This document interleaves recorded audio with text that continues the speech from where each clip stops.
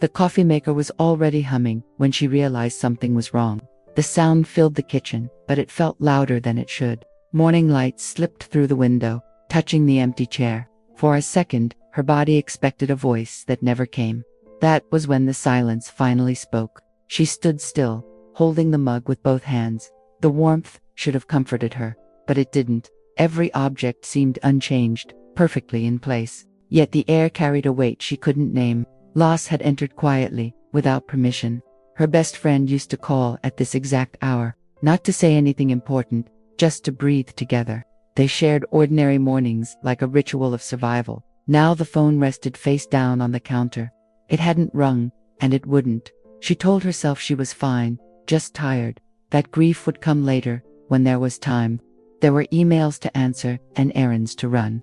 Life demanded movement, even when her heart refused. So she moved, carefully, like nothing had changed. Outside, the Washington sky hung low and gray. The trees swayed slowly, as if whispering condolences. She watched them from the window, unmoving. Nature continued, indifferent and faithful at once. That hurt more than she expected. She thought of all the mornings they wasted together, laughing about nothing, planning trips never taken. Those memories pressed against her chest without warning. Her breath shortened, but she swallowed the feeling back. This was not the time to fall apart. As the coffee grew cold, something settled inside her. Not acceptance, not yet, but awareness, a quiet understanding that this silence had come to stay, and that it would demand to be felt, eventually. Just not today, she told herself. At the grocery store, no one noticed her trembling hands. She smiled politely at the cashier, as she always did. Her grief fit neatly between practiced gestures. From the outside, she looked completely intact. That invisibility felt both safe and cruel. She followed her usual routine with precision. Same aisles, same brands, same automatic movements. Structure gave her something to hold on to. If she didn't slow down, she wouldn't feel. At least, that was the plan. People asked how she was doing.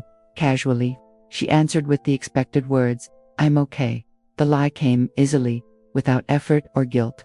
Explaining the truth felt like too much work. Pain, she learned, exhausted before it healed. At home, she placed the groceries away, in silence. Each sound echoed louder than necessary. A dropped spoon made her flinch unexpectedly. Her body reacted before her mind could catch up. Something inside her was already breaking. She avoided the room where they used to sit. The couch still held the shape of shared evenings. She told herself it was temporary avoidance, just until things felt more normal again. Normal, she hoped, would return on its own. Night arrived without ceremony or comfort. She lay in bed staring at the ceiling. Sleep hovered close but never fully arrived. Thoughts circled, unfinished and unresolved. Grief waited patiently, just beneath the surface. Before drifting into shallow rest, she realized something. Avoiding pain required more energy than feeling it. Her body knew what her mind resisted. This grief was not leaving quietly.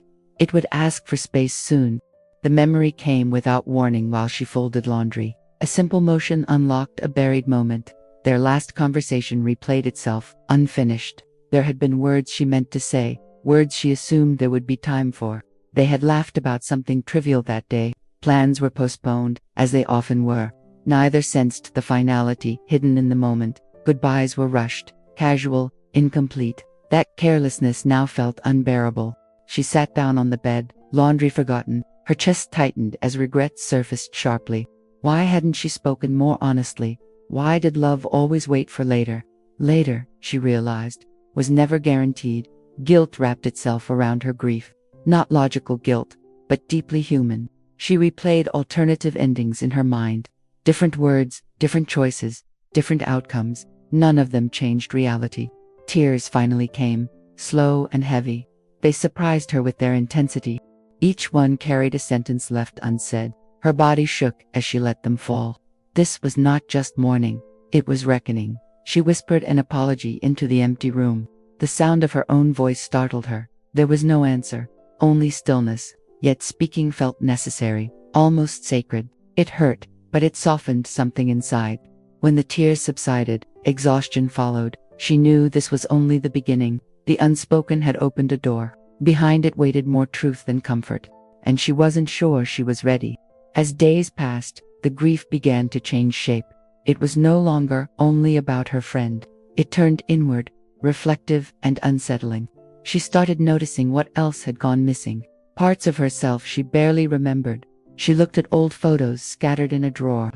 Not just of them, but of her younger self. A woman with dreams spoken out loud. A woman who believed time was generous. That belief now felt painfully naive. She realized how often her friend had encouraged her to travel, to risk, to choose joy sooner. Those suggestions were always postponed politely. Responsibilities came first, she used to say. Now those reasons felt hollow.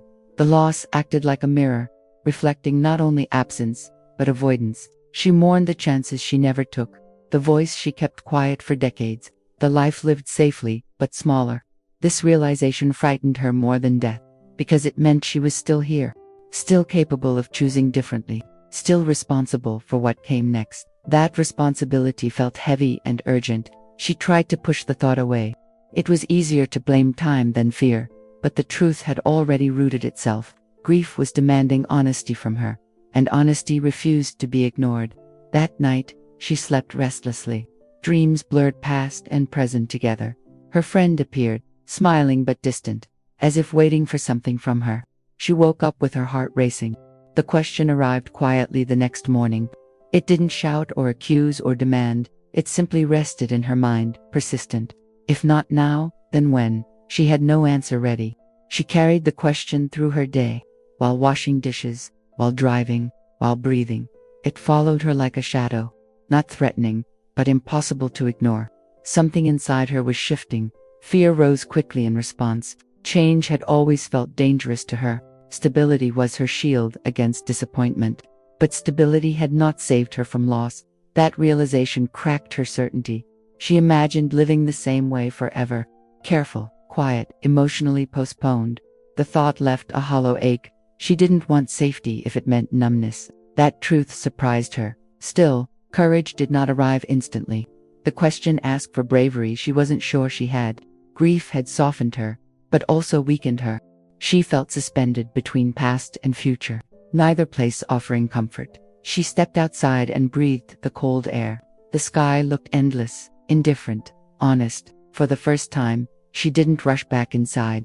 She allowed herself to stand there, feeling everything: pain, longing, fear, and something like hope.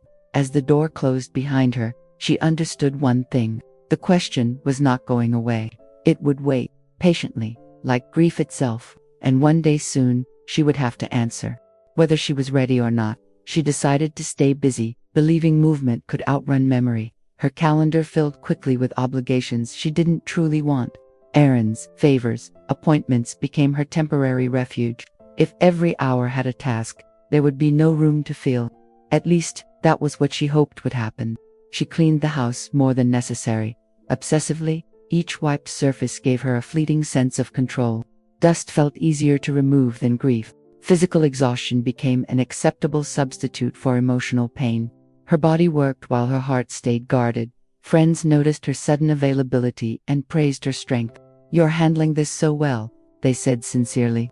Their words landed heavily inside her chest. She nodded, smiled, and accepted the compliment. Correcting them felt more exhausting than the truth. Yet, in the quiet moments between tasks, the emptiness returned. It arrived without warning, slipping through cracks in her schedule. A pause at a red light, a breath between thoughts. Grief didn't need permission to surface. It only needed silence. She realized that filling time was not the same as healing. The hours passed, but nothing truly changed inside. Her friend was still gone. Her unanswered questions still lingered. Busyness had only delayed the inevitable. Late one afternoon, she stopped mid-task unexpectedly. Her hands froze, her breath caught without explanation. The weight she had been avoiding settled fully in her chest. She leaned against the counter, eyes closed. Running, she understood, had its limits. That night, she canceled the next day's plans. The decision felt small but unsettling. Doing nothing suddenly seemed terrifying. Yet something inside her knew it was necessary. Stillness was calling, whether she liked it or not. She found it while looking for something else entirely. A small object tucked away in a drawer she rarely opened. It had belonged to her friend, left behind casually. At the time, it meant nothing at all. Now, it felt impossibly heavy in her hand. She sat down slowly, as if afraid the moment might break. The object carried the faint memory of touch and presence. It was ordinary, unimpressive to anyone else, yet it held years of shared laughter and comfort, proof that the friendship had been real. Memories rushed in without restraint or order. Road trips filled with silence and understanding. Conversations that healed without offering solutions. Moments when words were unnecessary. She hadn't realized how rare that connection was. For the first time, she didn't push the feeling away. She allowed the ache to expand fully. Her chest tightened, but she stayed with it. Pain surged, then softened, then surged again. Feeling became an act of courage. She cried openly, without apology or restraint, the kind of crying that empties the body. Tears soaked into her sleeves as she breathed unevenly. This grief felt raw, but honest. It felt earned. As the wave passed, something unexpected remained. Not relief, but clarity.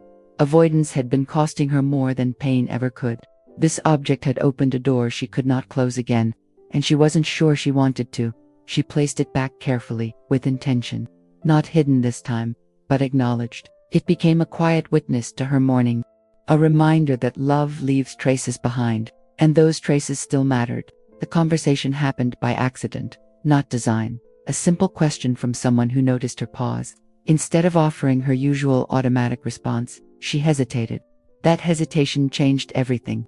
Honesty slipped out before fear could stop it. Her voice shook as she spoke, surprising them both. Words tumbled out imperfectly, without structure or polish. She admitted how lost she felt, how lonely the grief had been, how exhausting pretending had become. The other person didn't interrupt or fix anything. They simply listened, fully present. That presence felt unfamiliar and grounding. She hadn't realized how much she needed it. Silence, shared, felt different. They spoke of loss, of absence, of surviving after goodbye. Different stories, same ache beneath them. She felt seen without being analyzed. Her pain wasn't minimized or rushed. It was allowed to exist. Something loosened in her chest during that exchange. The burden felt slightly less heavy when spoken aloud. Grief, she realized, grew heavier in isolation. Sharing didn't erase it, but it softened the edges. Connection made room for breathing. Afterward, she walked home more slowly. The air felt sharper, clearer somehow. Her steps felt grounded in the present moment. She wasn't healed, not even close, but she was less alone. That night, she reflected quietly. Strength, she realized, was not silence. It was vulnerability, chosen despite fear. This small opening felt significant, and it made her wonder what else she had been avoiding. The thoughts surfaced gradually, then, all at once. She hadn't only postponed dreams, she had postponed herself, always waiting for a better time, a safer moment. That moment, she now saw, never arrived. She remembered the things she once wanted deeply, places she longed to see, choices she delayed for practical reasons, risks she dismissed as irresponsible. Desire slowly replaced by routine. Her friend had noticed this pattern long ago, gently pointing it out without judgment, encouraging her to choose joy sooner. She had smiled and promised, someday. Someday had always felt comfortably distant. Now, someday felt dangerously uncertain. Loss had shattered the illusion of endless time. She felt grief not only for her friend, but for the years she had lived half-present. That realization stung sharply. Fear responded immediately, defensive and familiar. Change meant discomfort, exposure, possible regret. Staying the same felt easier, safer. But safety suddenly felt hollow. She didn't want comfort if it meant regret. She sat with the conflict quietly, desire on one side, fear on the other, neither willing to leave. This tension felt like a turning point. Something was demanding a decision. Before sleep, she whispered a question into the dark. What would it mean to choose herself now? The answer didn't come immediately, but the question stayed awake with her, persistent, patient, alive. The decision was small, almost unremarkable to others. No grand declaration, no dramatic shift, just one choice made differently than before. It felt insignificant, yet deeply personal, a quiet act of rebellion against fear. Her hands trembled slightly as she followed through. Uncertainty wrapped around her confidence. She doubted herself even as she acted. But she didn't stop. Stopping would have felt worse. Nothing magical happened afterward. The world didn't change its rhythm. Her grief didn't disappear. Yet something inside her had moved, and that movement mattered. She noticed the subtle shift in how she breathed. A little deeper, a little fuller, as if her body recognized courage before her mind did. That sensation stayed with her throughout the day. Gentle, steady, reassuring.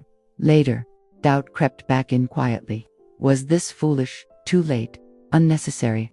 The familiar voice of self-protection returned, but it sounded weaker now, less convincing than before. She reminded herself that progress didn't need perfection, that courage often arrived incomplete. This step was not the destination.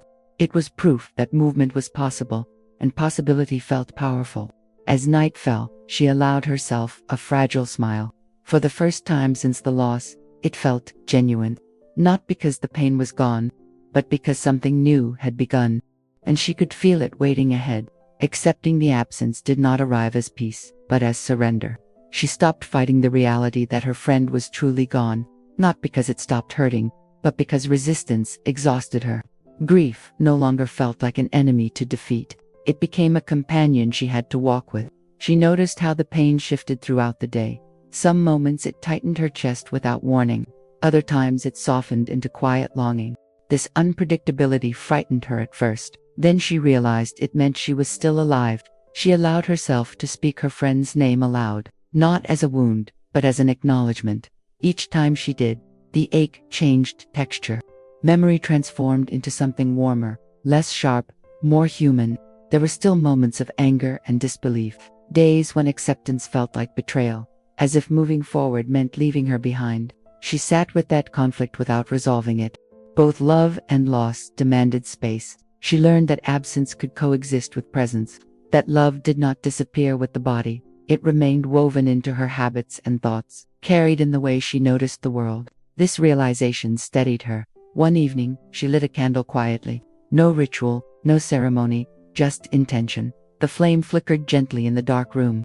It didn't erase the loss, but it honored it. As the candle burned down, something settled. Not happiness, but calm.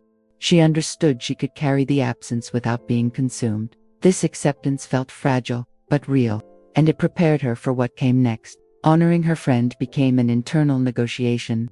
She feared memory might pull her backward permanently. Yet, ignoring the past felt equally unbearable. She needed a way to remember without drowning, a balance she had never practiced before. She chose small, intentional acts of remembrance, listening to songs they once loved together, cooking meals they shared during long conversations, allowing memories to visit without overstaying, letting them pass naturally.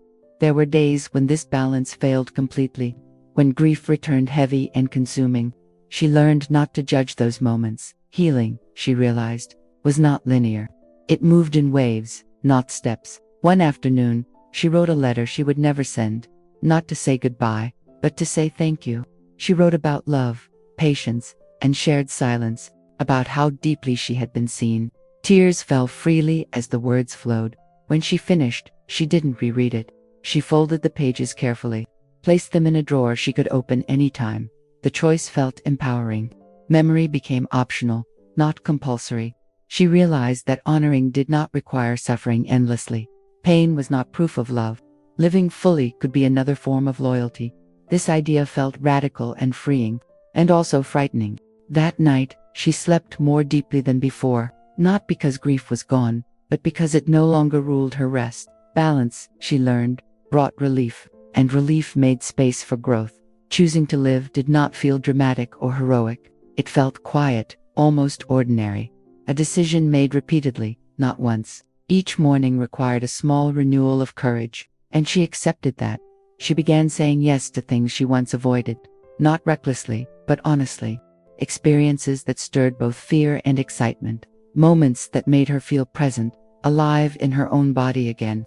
There were setbacks, moments of hesitation, days when grief returned unexpectedly. Instead of retreating, she paused, breathing through the discomfort rather than escaping it. This response felt new and empowering. She noticed how her relationship with fear shifted. It no longer dictated her choices. Fear still existed, but it no longer controlled direction. It became information rather than a warning sign. That distinction changed everything. In choosing herself, she felt closer to her friend, as if honoring their bond meant embracing life fully. Living became an extension of love, not a replacement for loss, but a response to it. She caught herself smiling during simple moments, walking under tall trees, feeling rain on her skin. These sensations grounded her in the present. They reminded her she was still here, and that mattered deeply. Each choice built upon the last.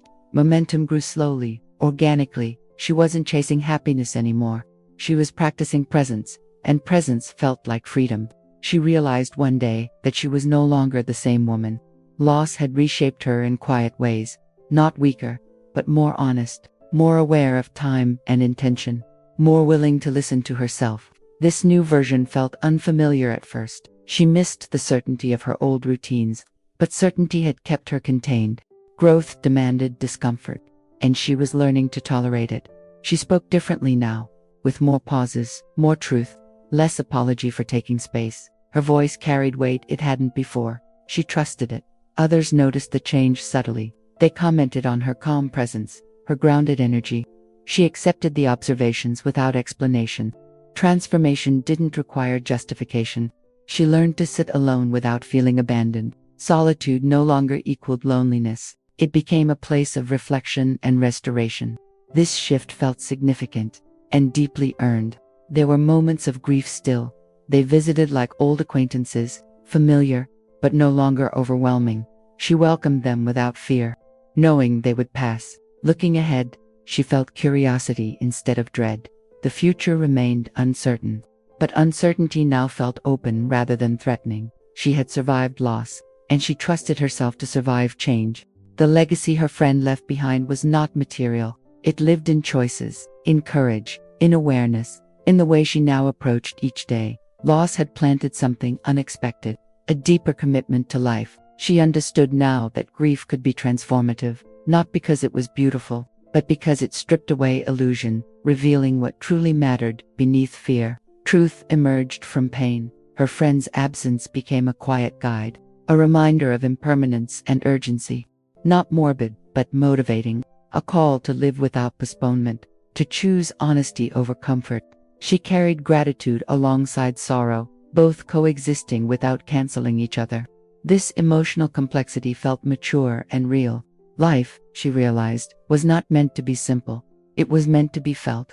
When she spoke of her friend now, her voice was steady, sadness still present, but softened by purpose. The love remained untouched by time, and it fueled her forward motion. Rather than pulling her back, she no longer asked why the loss had happened. Instead, she asked how she would respond to it. This shift marked her true transformation. Responsibility replaced helplessness, agency replaced fear. As her story continued beyond this chapter, one truth remained. It was not too late to live honestly. Loss had not ended her life. It had awakened it, and that awakening was the legacy